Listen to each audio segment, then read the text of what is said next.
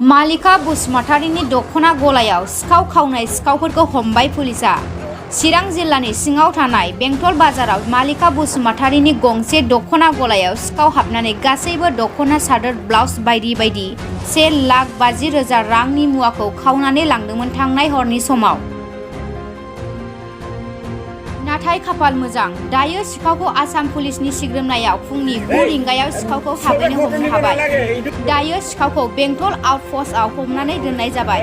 लोगोसे खौराङाव मोनथिनाय बादिब्ला सिखावनि मुङा इलिसन नार्जारी गामि 1 नं दुनाबारि आरो मेहेल नार्जारी गामि बेंटल बाजार होननानै मोनथिनाय जादों। आंनि दखानावथ' सिखाव हाबदोंमोन, ओमफ्राय दा सिखावखौ सारमोननि आखाइनिफ्राय सारमोना बोरै बोरै नागिरखो मोनबोबाय आरो। ओमफ्राय माखासे जिखौ मोनबाय, माखासे जिया गोमानानै दं, दाबो मोनजोबाखै। माबोरै मिन्थिया बे सिखाव खावनायखौ? थारमाने सारमोना टारगेट खालामनाय बायदि जाबाय आरो ना। मा होनो, आंथ' खोन्थादोंमोन इदि मानसि नोजोर होबाय थायोमोन होननानै। ओमफ्राय दा सारमोन आंनि टारगेट बायदि सारमोना थांनानै मोनबोबाय आरो। सोर बेलाय खावग्राया? नामखौ आं मिथिया, नोंसोरो बैयाव दं सिखावा माबानो हागोन। जायगानिखा? बे बेंटल एरियानिनो। औ, ओमफ्राय आंथ' सिगाङाव बिदि मालाबाबो जाफेराखै आरो आं दखान होनायाबो बारा गोबाव जायाखैमोन ना। बेसेबांसोनि मा खावा, ओमफ्राय मा बेयाव माखासे जिखौ मोनबाय, बिदिनो सिम्पोल जिफोरा माखासे गोमाबाय। ओमफ्राय सेक दख'ना दाम गोसानि दंमोन माखासे, बिसोर गांब्रैसो गैला आरो। बेसेबांसोनि मुल्य जागौमोन खावनाया? बे खावनाया खमावबो 1.5 लाखसो थांगौमोन आरो। सिखाव साबसे? सिखावखौथ' बेयाव सानै नुदों। दंबावो नामा? जानो आंथ' मिथिला साबैसेमोन बिसोरबा टिमाबा, आंथ' दा बेयाव सानै नुबाय। खुलुमबाय बयनिसिमबो। दिनै थांनाय हराव मोनसे जोंनि चिरां डिस्ट्रिक्ट बेंटल बाजाराव मोनसे जाथाय जानानै थांदोंमोन।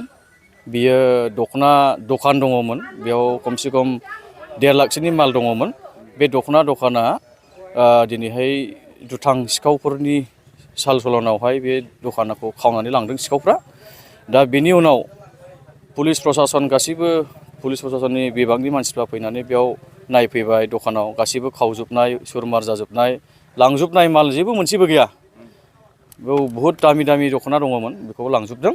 दा बेखौ बेयाव नायनानै फुरा बेखौ सिन्था सरसा खालामबाय। दिनै पुलिसफ्राबो फैनानै बेखौ सानबाय।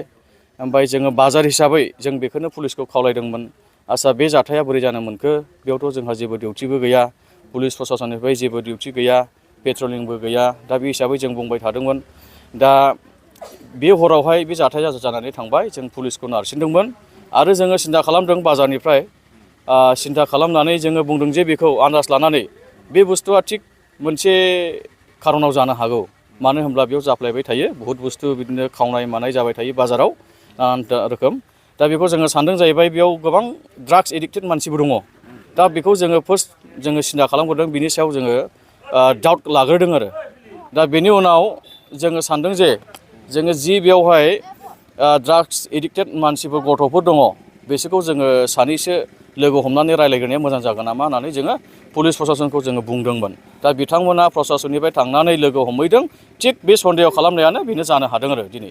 दा बेवहाय जाय खावदोंमोन, जायखौ लोगो हमहैदों ड्राग्स एडिक्टेड बिसोरो, आरो बिसोरो बिदिनो खावफ्लायबाय थायो आरो बेंटल हालामनि मानसिनिनोखा, लकेल मानसियानोखा। दा बिसोरनो बे खामानिखौ मावदोंमोन आरो। दा थिग दिनैहाय लोगो लोगोनो थांनाय हराव सिखावा खावबाय, लोगो लोगोनो फुंनि 9टासो टाइमाव दा बे सिखावफोरखौबो हमनो हाबाय। दा गासैखौबो बुस्थुफोरखौ मोनफिनबाय, मोनसे मोननै गोमादों जानो हागौ।